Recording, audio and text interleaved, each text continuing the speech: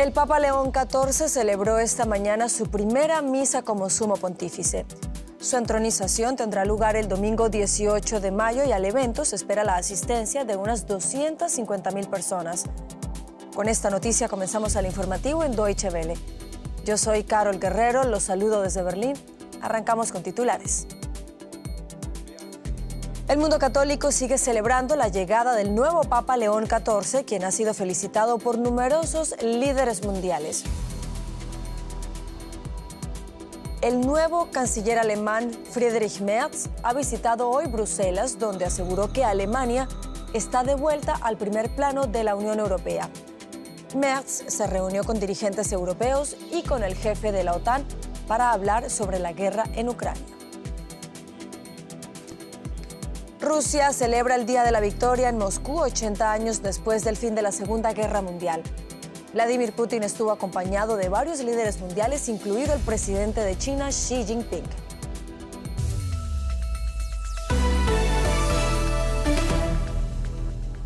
Líderes políticos y religiosos han felicitado al nuevo Papa León XIV. El pontífice es el primer norteamericano en convertirse en máximo jerarca de la Iglesia Católica. En su primera misa en calidad de Papa, León XIV instó a la fe cristiana a ser un faro para las comunidades de todo el mundo para contrarrestar la tentación de la tecnología, el dinero, el éxito y el poder. La primera mañana, después de haber sido elegido, León XIV ofició su primera misa como Papa en la Capilla Sixtina. Y lo hizo empezando en su lengua materna. I'll begin with a word in English. And the rest is in Italian. Voy a empezar con palabras en inglés y el resto está en italiano, pero quiero repetir las palabras del Salmo responsorial. Voy a cantar una nueva canción al Señor, porque Él ha hecho maravillas. Y de hecho no solo conmigo, sino con todos nosotros, mis hermanos cardenales. Robert Francis Prevost es el primer papa estadounidense. Creció aquí en Dalton, Illinois, donde fue monaguillo y luego sacerdote. Estudiantes de su antigua facultad están orgullosos de su nuevo modelo a seguir. El Papa León fue un estudiante de la Unión Teológica Católica, donde estoy a punto de graduarme, y obtuvo el mismo grado, maestría en divinidad, la que recibiré en 2 semanas. Así que creo que es un buen momento para mí. Comparto algunas similitudes con el Papa. Prevost pasó varias décadas de su periplo pastoral en Perú. Aquí en Callao se le recuerda con cariño por su trabajo con las comunidades más pobres. Y él como representante de la iglesia pues se preocupaba mucho por ellos, ¿no? Entonces aquellas personas que de pronto eran quizá olvidadas, ¿no? Que vivían en las periferias, etcétera, etcétera. Inmortalizado en esta pared, la foto muestra la estrecha relación que tenía con el Papa Francisco. Francisco le dio a Prevost uno de los trabajos más importantes en el Vaticano, supervisar la elección de obispos en América Latina. Prevost fue nombrado arzobispo y luego cardenal en 2023. A León XIV se le considera como un moderado en la Iglesia Católica. Como el Papa Francisco, le preocupan los migrantes, los grupos marginados y el medio ambiente. Apoyó a Francisco cuando permitió el inédito ingreso de mujeres al dicasterio de obispos. Su postura hacia la comunidad LGBT aún se desconoce. Se espera que el nuevo Papa una las facciones conservadoras y progresistas de la Iglesia Católica, justo en momentos en donde en ella hay grandes disensos. Y tras la elección del nuevo Papa León XIV, la pregunta que muchos se hacen es si seguirá la hoja de ruta trazada por Francisco. Nuestro enviado especial a Ciudad del Vaticano, Johan Ramírez, nos trae los detalles. Un tema que acapara hoy todas las conversaciones en Roma, y es que el nombramiento de León XIV como nuevo Papa de la Iglesia Católica ocupa las portadas de todos los diarios de circulación nacional, los programas de televisión y de radio, en este día en el que miles de personas desfilan por la Plaza de San Pedro para acercarse y ver el lugar, el balcón por donde ayer por primera vez apareció el Sumo Pontífice ante el mundo. Esta mañana ofreció una misa en la Capilla Sixtina junto con los 133 cardenales que lo eligieron el día de ayer. Está previsto que el domingo domingo haga una oración desde la logia central de la Basílica de San Pedro y el lunes sostendrá una audiencia con la prensa acreditada acá por la Santa Sede. Son los primeros compromisos de un pontificado que comienza con una gran pregunta, y es si habrá o no continuidad con el legado del Papa Francisco. En cualquier caso, parece que en estas primeras de cambio ha logrado aglutinar a esas dos posiciones, a conservadores y a progresistas, con un discurso bastante unificador en el día de ayer. Es el primer Papa estadounidense de la historia, sí, pero también el primer Papa peruano, porque recordemos que tiene también la doble nacionalidad, con lo cual seguramente América Latina tendrá un lugar privilegiado en la agenda del nuevo Sumo Pontífice. Y en otra noticia del día, los líderes de Alemania, Francia, Polonia y Reino Unido están viajando a Ucrania para dar una clara señal de apoyo al gobierno de Kiev en la guerra con Rusia. El alemán Friedrich Merz, el francés Emmanuel Macron, el polaco Donald Tusk y el británico Keir Starmer pidieron a Rusia aceptar una tregua total e incondicional de 30 días. Los cuatro tienen previsto reunirse el sábado en Kiev con el presidente ucraniano Volodymyr Zelensky para respaldar la propuesta hecha inicialmente por Estados Unidos. Zelensky aseguró hoy mismo que su país está dispuesto a un cese al fuego inmediato. Rusia, por su parte, sostuvo que apoya la idea de una tregua de 30 días, aunque con salvedades. Moscú espera que un cese prolongado cuente con mecanismos de monitoreo. Y el nuevo canciller de Alemania, Friedrich Merz, se reunió en su primera visita oficial a Bruselas con los dirigentes de la Unión Europea y de la OTAN. En una conferencia de prensa junto al secretario general de la Alianza Militar, Mark Rutte, Merz reafirmó que apoya la idea de un cese al fuego de un mes en Ucrania, pero advirtió que Alemania está preparada para imponer nuevas sanciones a Rusia si el Kremlin rehúsa participar seriamente en las conversaciones de paz. Y el canciller de Alemania afirmó que Rusia debe tomar la iniciativa y terminar con las hostilidades. Escuchemos sus palabras. Der Ball liegt jetzt ausschließlich in Moskau. Ausschließlich dort. La pelota está exclusivamente en el tejado de Moscú para decidir si hay una oportunidad al inicio de la semana que viene de posibilitar un alto el fuego en Ucrania más largo y crear espacio para negociaciones sobre una paz duradera en Ucrania. Frieden in der Ukraine. Das ist jetzt wirklich ein weiterer Test. Es otra prueba, y una muy precisa, para comprobar si el presidente ruso tiene de verdad voluntad de alcanzar la paz en Ucrania. Wirklich zu einem Frieden in der Ukraine zu kommen. Y más temprano le preguntamos a la periodista María García Sornosa en Bruselas por los temas que generan mayor tensión entre Friedrich Merz y sus socios europeos. Esto nos dijo. Sí, ¿se podría generar algún tipo de discrepancia con Francia, el otro pulmón de la Unión Europea, sobre la emisión de deuda conjunta, los mecanismos y vías para financiar la compra de armas conjuntas? Pero el gran escollo con vecinos como Polonia se encuentra en estos momentos en la migración. De hecho, Ursula von der Leyen, la presidenta de la Comisión Europea, le ha recordado a Merz que los controles fronterizos migratorios deben ser temporales, deben ser coordinados tanto con la Comisión como los Estados miembros y deben cumplir el acervo comunitario. Pero como decimos, a priori parecen más los puntos en común. De hecho, Merz ha recordado que en su reciente llamada con Donald Trump le transmitió que las negociaciones sobre el acuerdo comercial deben ser con el conjunto de la Unión Europea y no con los países individuales. Grosso modo, Carol, aquí en la Unión Europea, en Bruselas, hay ganas con un nuevo liderazgo en Alemania en estos tiempos tan convulsos y después de un legado de su antecesor Olaf Scholz, que aquí en la Unión Europea ha sido más bien discreto.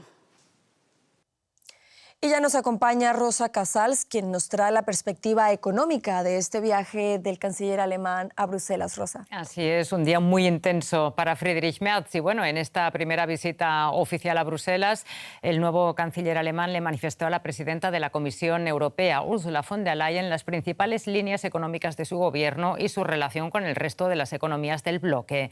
Merz advirtió a von der Leyen de las consecuencias que tendría una escalada arancelaria con Estados Unidos y apoyó la idea de, citamos, aranceles cero para todo y para todos. Además, en la búsqueda de impulsar el crecimiento de la mayor economía de la Unión Europea, se abordaron temas como los acuerdos comerciales con bloques como el Mercosur y la imperiosa necesidad de crear un mercado de capitales europeo. Tras la reunión, ambos mandatarios comunicaban de la siguiente manera el resultado de las conversaciones. Tenemos 76 acuerdos comerciales vigentes y el número crece. Nos encantaría tener a Estados Unidos entre ellos y por eso hicimos una propuesta de 0 por 0. También analizamos el tema de mercados de capitales. Necesitamos un mercado de capitales profundo y líquido para toda la Unión Europea. En otras palabras, cuando nuestras empresas entren en un mercado de capitales, deben acceder a las mismas condiciones. Nuestra prioridad en los próximos años será la de reforzar la competitividad de la industria europea. Para ello necesitamos reducir el enorme paquete de regulaciones europeas. Me alegro que esté de acuerdo. Vamos con otro asunto. Las exportaciones de China crecieron un 8,1% interanual en abril, superando las previsiones a pesar de la guerra comercial con Estados Unidos. Analistas explican que el crecimiento se debió al aumento de exportaciones hacia otros mercados como Asia, América Latina y África. Mientras tanto, altos cargos de China y Estados Unidos se reúnen este fin de semana en Ginebra para intentar frenar la escalada arancelaria, aunque las expectativas son bajas. Scott Bessent, secretario del Tesoro de Estados Unidos, se reunirá en Ginebra con su homólogo chino, el viceprimer ministro He Lifeng. Será el primer intercambio de alto nivel desde que Donald Trump empezó a subir los aranceles a los productos chinos en febrero. A mediados de abril alcanzaron el 145% de tasas. En la práctica supone un embargo. Pekín respondió con tasas del 125% para los productos estadounidenses. Las expectativas de un acuerdo rápido son bajas. Ninguna de las partes quiere ser la primera en ceder, pero los líderes empresariales creen que esta reunión es un paso en la dirección correcta. Estamos contentos de que dialoguen y por lo que sabemos ha habido muy poco compromiso entre ambas partes y esa es francamente nuestra principal preocupación. Parece haber muy poco contacto, si justo ahora están comenzando a hablar. Creo que todos deberíamos estar contentos y esperemos que lleguen a un acuerdo que beneficie a todos. China se muestra desafiante, aunque no cabe duda de que los aranceles afectan a su ya debilitada economía y estas tasas impactan en los mercados financieros. Los analistas advierten de que podrían llevar a Estados Unidos a una recesión este año.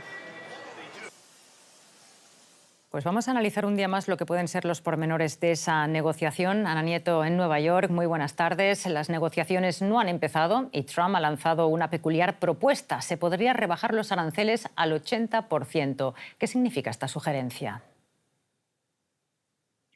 Pues Trump ha dejado en el aire y en las manos del secretario del Tesoro esta sugerencia poco después de pedir a Beijing que abriera sus mercados. Todo ello lo ha hecho a través de su red social, Truth Social, en la víspera de las negociaciones. La portavoz de la Casa Blanca dijo horas después que es un porcentaje que ha lanzado y que va a ver cómo van las negociaciones, pero que Estados Unidos no va a rebajar unilateralmente los aranceles y que quieren ver concesiones inmediatas por parte de China. Si esta propuesta estaba destinada a ser un gesto de buena voluntad, se queda corto en el alcance, en principio porque es muchísimo más de lo que se planteó inicialmente como arancel recíproco, por encima del 34%, y sigue además siendo un gran lastre en las relaciones comerciales que se mantienen en el terreno de lo que es económicamente inviable. De hecho, sigue cayendo el comercio entre ambos países, una situación que de mantenerse puede traer muchísimos problemas a Estados Unidos a partir del verano. Hay muchos importadores que están dejando sus mercancías en zonas francas a la espera de claridad y resolución. Ana, sobre el acuerdo comercial con Reino Unido que se anunció este jueves con bomba y platillo, parece que ahora que tenemos el texto oficial quedan muchos flecos por negociar, ¿no? Quedan flecos y condiciones por negociar. Este es un acuerdo marco, no cerrado, no vigente. De hecho, en la primera página del documento oficial, ambos países reconocen que no es un texto legalmente vinculante. Queda por negociar, por ejemplo, el impuesto de servicios digitales, las cuotas de exportaciones de acero por parte del Reino Unido, porque aunque ayer se dijeron que estaban libres de aranceles, sí lo estarán, pero para una cuota de estas exportaciones, no todo. Queda por aclarar cómo se harán las importaciones de carne al Reino Unido. Unido.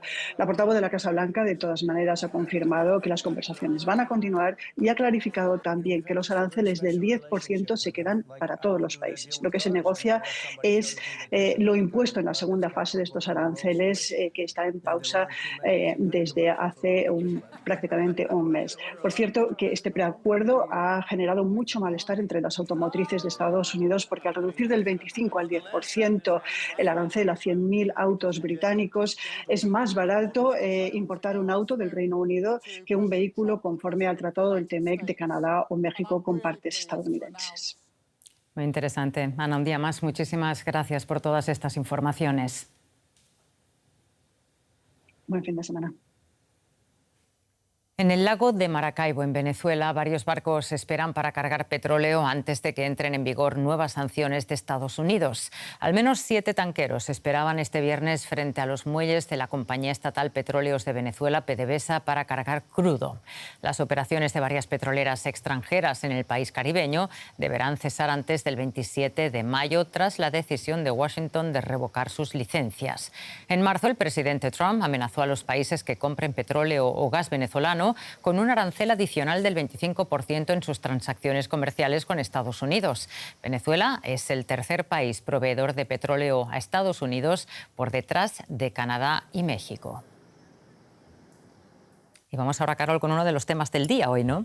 Claro que sí, Rosa, porque hoy ha sido el desfile anual del Día de la Victoria en Rusia, que ha tenido lugar este año en Moscú para conmemorar el 80 aniversario de la derrota de la Alemania nazi en la Segunda Guerra Mundial. Numerosos líderes internacionales acudieron a la capital rusa para celebrar el acontecimiento, entre ellos el presidente de China Xi Jinping, el de Brasil Luis Ignacio Lula da Silva y el venezolano Nicolás Maduro. En su discurso, Putin elogió a los soldados que combaten en la guerra de Ucrania. Y en efecto, Rusia celebró este Día de la Victoria sobre el nazismo con gran pompa y simbolismo. Lo hizo en Moscú y también en la ciudad rusa fronteriza de Ivangorod, a las puertas de la OTAN. Allí se retransmitió el desfile militar y se organizó un evento musical junto a la fortaleza de la ciudad, situada frente a la localidad fronteriza de Narva, en Estonia, territorio de la Alianza Atlántica. Desde ese punto, nuestro colega Sergei Satanovsky nos trae el siguiente reporte. La muestra en Moscú del poderío militar ruso también se sigue muy cerca, a 1000 kilómetros en el pueblo fronterizo de Ivangorod. Pero también en la otra orilla del Narva, en Estonia. El río separa a Rusia del país báltico miembro de la OTAN. Moscú aprovecha la proximidad para asegurarse de que su ejército es visible desde el lado estonio. Rusia ha sido y continuará siendo un muro indestructible contra el nazismo, la rusofobia y el antisemitismo. Lucharemos contra las atrocidades cometidas por aquellos que apoyan esas ideas agresivas y destructivas. La verdad y la justicia están de nuestro lado. En la ciudad de Narva, sobre todo los estonios rusoparlantes presencian el desfile proyectado desde la otra orilla en Rusia. Al igual que en el lado ruso, el 9 de mayo también es un día familiar para ellos. Tengo familia en Rusia y no tengo problema con ello. Esta es nuestra línea del frente. Lo muestran en ruso allí, pero aquí todo es en estonio y yo no entiendo nada. Quería ver el desfile y el concierto porque no podemos verlo por televisión, a pesar de que somos un país libre. Lo que hace falta es que nuestros políticos estonios se hagan amigos de Rusia. El Día de la Victoria es una fecha sagrada para los rusos y las comunidades rusoparlantes en el extranjero. Más de 25 millones de ciudadanos soviéticos, ucranianos incluidos, murieron en la Segunda Guerra Mundial. Pero Putin también lo ve como una poderosa herramienta de propaganda, una que justifica su guerra contra Ucrania. El Kremlin aprendió a utilizar la historia de ese evento unificador. Cualquier cosa que muestre un enlace histórico entre la Unión Soviética como vencedor de la Segunda Guerra Mundial y la Federación Rusa contemporánea es usada por el gobierno para mostrar tanto su poderío como la continuidad de esfuerzo, de gobernanza, de legitimidad, etc. En el lado estonio del río Narva, estas celebraciones están prohibidas. Para Estonia y sus vecinos bálticos, el fin de la Segunda Guerra Mundial también marcó el inicio de la ocupación soviética.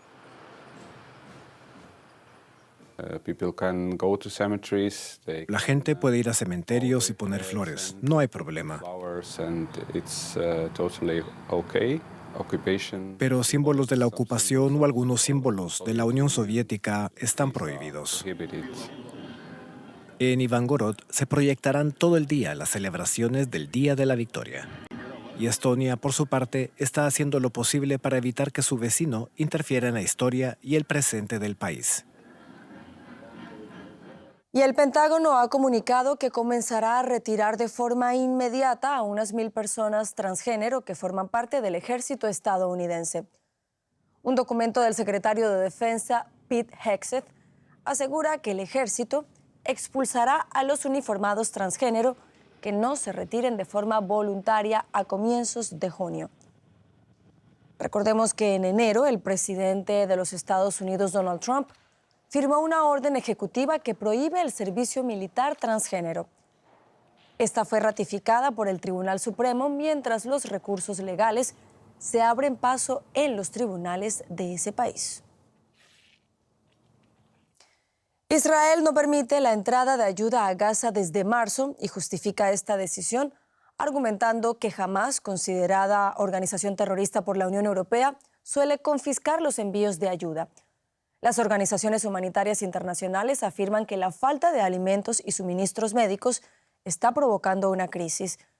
Nuestra colega Tania Kremer nos informa sobre un grupo dirigido por y para personas con problemas de audición que continúan con la labor humanitaria en la franja. Este es uno de los comedores sociales de la ciudad de Gaza. Lo gestiona el grupo Atfaluna, que trabaja con sordos y personas con dificultades auditivas. Sua Geneina es una de las cocineras y prepara comidas para la gente del barrio. Todos dependen de ella. En total cocinan 2.500 comidas al día, pero se limitan a lo esencial: lentejas, pasta, arroz o muyaddara, un plato palestino que lo combina todo. Ahora incluso estos alimentos básicos se están agotando desde que Israel bloquea toda ayuda para Gaza. Hay pocos ingredientes y no hay especias. ¿Qué vamos a hacer? Es posible que dentro de 2 días tengamos que parar y cerrar. ¿Qué haremos? Es muy importante que haya alguien que nos ayude. ¿Qué vamos a hacer? ¿Cuál es la solución? Proporcionan comida a cualquier vecino necesitado. Fadi Abed dirige el centro desde una oficina improvisada. Dice que los sordos y las personas con dificultades auditivas de Gaza figuran entre los más vulnerables. Por desgracia, la situación aquí es similar a la de las cocinas de toda la franja de Gaza, que dan comida caliente a familias por la falta de materias primas y productos básicos.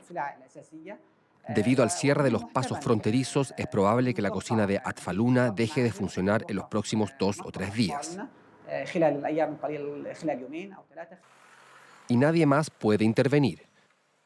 Ahora Israel planea ampliar su ofensiva militar y obligar a la población de Gaza a desplazarse del norte al sur del territorio.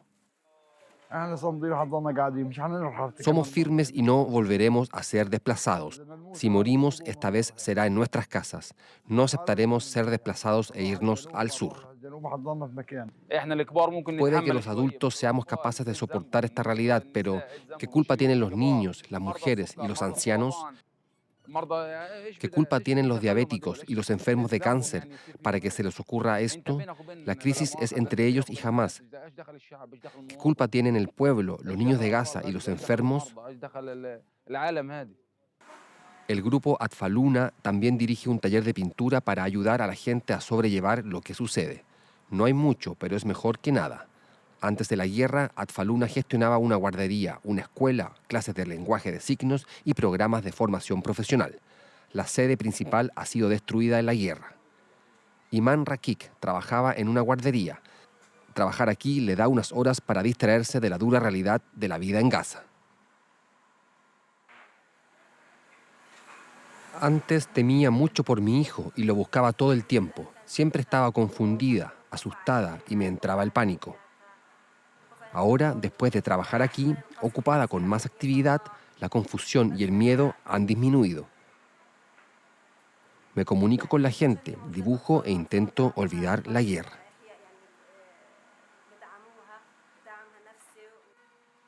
Apenas unas horas después de haber grabado en la cocina, un ataque de Israel cayó cerca. Atfaluna dijo que 5 de sus miembros habían resultado heridos. 19 meses de guerra sin final a la vista. Y todo el mundo aquí está muy preocupado por lo que pueda venir después. Y venimos a Alemania porque aquí ha fallecido a los 103 años de edad una de las últimas personas que sobrevivieron al Holocausto.